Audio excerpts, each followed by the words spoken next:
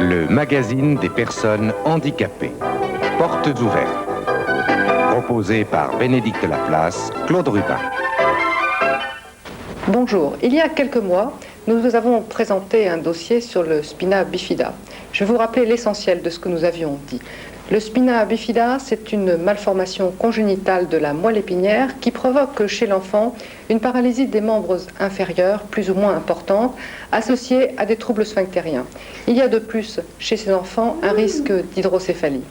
Le spina bifida semblerait dû à un manque de vitamines chez la mère pendant la grossesse. Il est donc tout à fait possible pour un couple ayant eu un enfant spina bifida d'avoir d'autres enfants qui ne seront pas atteints de cette malformation. Alors ce que nous avions vu il y a quelques mois, c'était finalement la première étape durant la première année de vie de l'enfant. C'était Hélène qui nous la faisait découvrir. Aujourd'hui, je vous propose la deuxième étape, lorsque l'enfant a atteint une dizaine d'années, et c'est Karine qui va nous en montrer le chemin.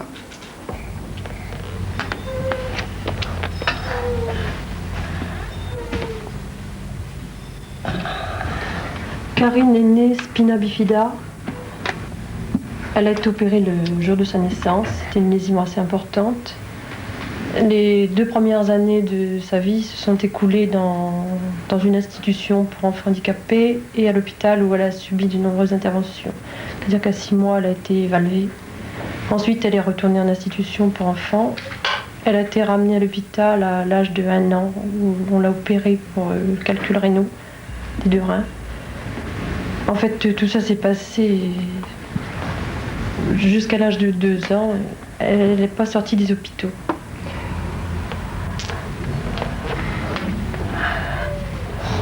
Alors, pour étudier la conséquence du spina bifida sur la motricité, il faut d'abord connaître quel est l'état des centres nerveux atteints chez ces enfants. Et si l'on prend schématiquement un schéma de la moelle épinière et de la situation de ces différents centres nerveux, on s'aperçoit que le centre nerveux qui va commander les sphincters se trouve toujours à la partie basse de la moelle.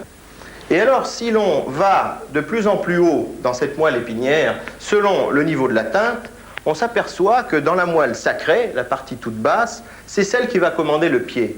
Et qu'à un certain niveau, à partir de cette jonction entre la moelle sacrée et la partie basse de la moelle lombaire, eh bien, à partir de cet endroit, lorsque la malformation touchera cette zone-là complètement, eh bien, le pied sera totalement paralysé. Et que plus on va aller vers le haut, eh bien, un peu plus haut, à la partie moyenne de la moelle lombaire, le genou lui-même sera totalement paralysé, et à la partie haute, eh bien, la hanche sera elle aussi paralysée, et au-dessus, le tronc lui-même sera paralysé.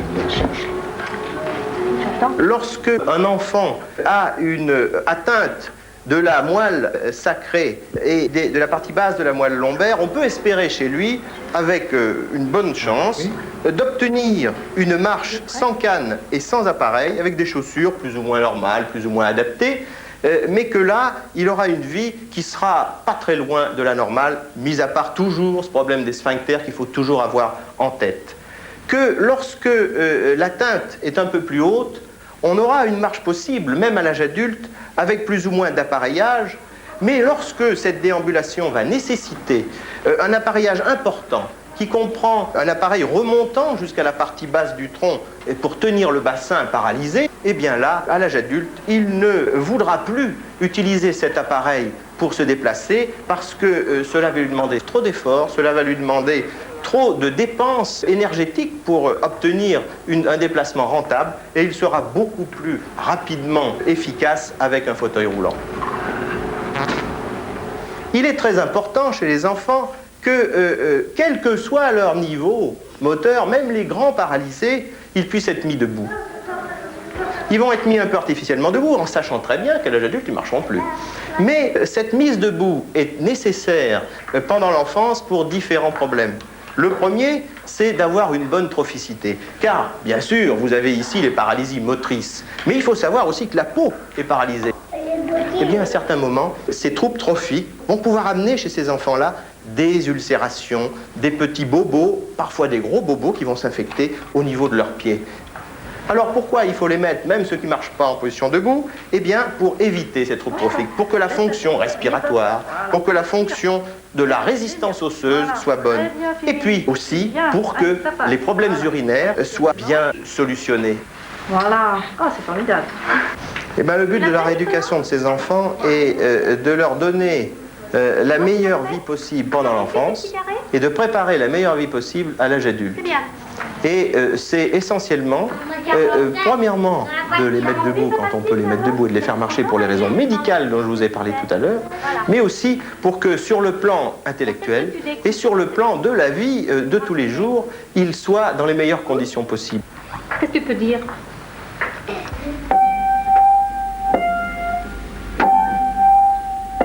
Karine était une petite fille de 2 ans. Moi, j'avais pas appris à l'élever comme un bébé finalement. J'ai récupéré, elle avait 2 ans, elle ne parlait pas, elle avait été très traumatisée par toutes les interventions qui étaient très importantes, elle ne savait pas sourire, elle avait peur des bruits extérieurs. Elle a appris au fur et à mesure, c'était un petit peu angoissant parce qu'on ne savait pas du tout ce que ça allait donner. Puis finalement, en 6 mois, elle s'est bien éveillée. Alors, ces problèmes urologiques sont constants chez tous les enfants qui naissent avec un spina bifida, puisque tous ces enfants ont une atteinte du centre de la moelle qui coordonne théoriquement, enfin qui coordonne le fonctionnement de la vessie et des sphincters. Donc ces enfants naissent avec une paralysie de la vessie, une paralysie de leur sphincter, et ils ont ce qu'on appelle une vessie neurologique. Alors cette vessie neurologique a 2 conséquences. Une conséquence qui est fonctionnelle, qui est immédiatement perçue par les parents, qui est l'incontinence, c'est-à-dire la fuite d'urine incontrôlée, puisqu'il y a une paralysie du sphincter. Et la deuxième conséquence, qui elle ne se voit pas et n'est pas immédiatement perçue par les parents, et qui est pourtant peut-être la chose la plus essentielle, c'est que cette vessie neurologique est susceptible d'entraîner un retentissement au-dessus, au niveau des reins. Et très schématiquement, il y a 2 situations sur le plan de la vessie neurologique, 2 extrêmes. La vessie qui fuit en permanence, la vessie qui ne se remplit jamais, la vessie qui est toujours vide, parce que le sphincter est complètement paralysé. Donc les urines qui s'écoulent des reins s'évacuent immédiatement à l'extérieur. Dans ce genre de situation, le pronostic, la situation fonctionnelle n'est pas bonne puisque les enfants sont complètement incontinents. Par contre, le pronostic au niveau des reins est bon et l'atteinte rénale est en général très peu à craindre. Par contre, il y a un deuxième aspect qui est tout à fait à l'opposé, c'est-à-dire la vessie qui, elle, ne se vide jamais complètement. Et il existe un résidu vésical en permanence. Ce résidu vésical peut être à l'origine d'une infection des urines, laquelle infection finit par retentir à la fois sur la paroi de la vessie et sur le haut appareil. C'est lorsqu'on est arrivé à une situation telle que le pronostic vital est en jeu parce qu'il y a une grave atteinte de l'appareil rénal. Il faut trouver une solution qui élimine cette vessie neurologique, qui en définitive est la responsable de tout. Il faut court-circuiter cette vessie et on en arrive à la dérivation des urines, c'est-à-dire une intervention qui crée un orifice au niveau de la paroi de l'abdomen par lequel les urines vont s'écouler à l'extérieur et qui nécessitera évidemment toute la vie de l'enfant le port d'un appareil collecteur des urines. Tu marques ta page? Il faut envisager la surveillance des enfants sur le plan urinaire dès la naissance. Il est nécessaire de faire des radios des reins à intervalles réguliers pour justement voir si des complications apparaissent ou pas. Il est nécessaire de faire régulièrement des examens des urines pour savoir si oui ou non ces urines sont infectées. Et si elles sont infectées, il faut les traiter et essayer de trouver la cause de l'infection. Il faut arriver à obtenir une évacuation vésicale à intervalles réguliers. Il faut que ces enfants boivent suffisamment. D'une part, pour laver son appareil urinaire, et d'autre part, pour éviter, en particulier chez des enfants qui seront immobilisés, l'apparition de calculs au niveau des reins qui compliqueront encore les choses sur le problème urinaire. Un jour, sa maman leur dit « Mes enfants restent à votre nez ». On a eu des contacts avec une association, l'association pour le spina bifida, qui nous a conseillé, qui nous a donné des informations sur la marche à suivre, disons, pour bien suivre l'évolution de la maladie, avoir des connaissances sur son état futur, sur ce qui pourrait se passer à l'avenir, enfin sur pas mal d'éléments sur la vie de Karine. Le carnet de santé est né de l'initiative de médecins qui, comme vous venez de le voir dans l'émission, interviennent à différents niveaux, au niveau de l'urologie, au niveau de l'orthopédie, à la naissance au niveau de la neurochirurgie, etc. Et il s'est posé un problème de coordonner un petit peu les actions, les interventions de tous ces médecins. C'est pour ça qu'est née l'idée du livret de santé.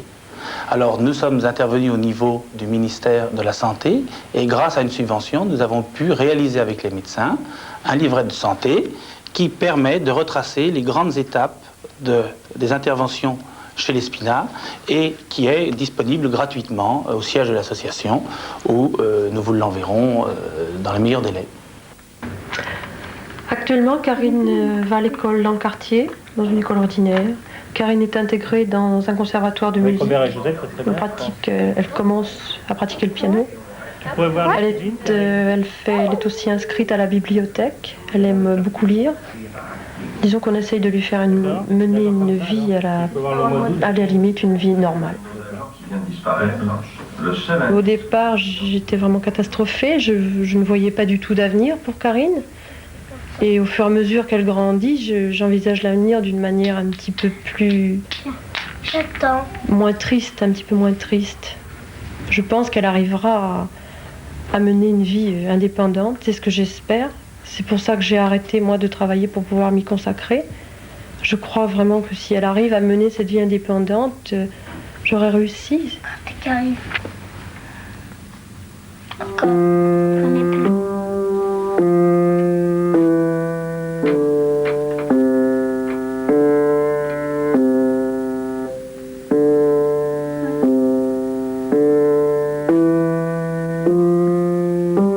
Si vous avez besoin de plus d'informations, je vous conseille de vous adresser à l'Association pour les Spina Bifida, 32 Ancien Chemin de Villiers, 94 500, c'est à Queilly-Champigny.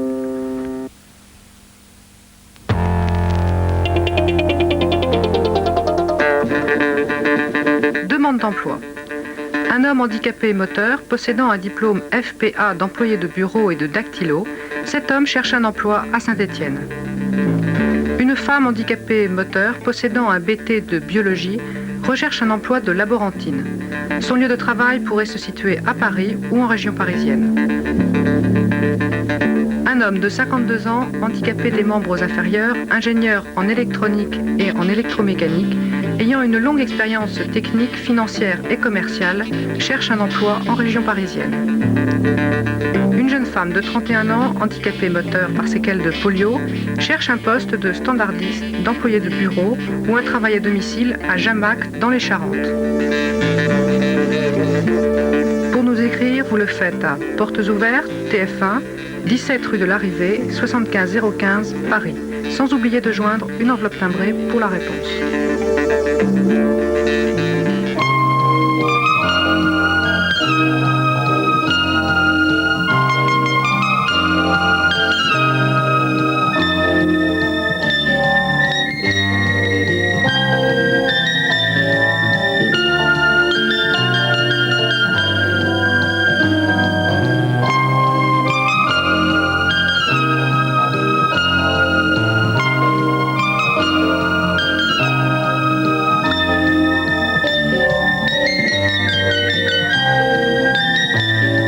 C'était Portes Ouvertes, le magazine des personnes handicapées.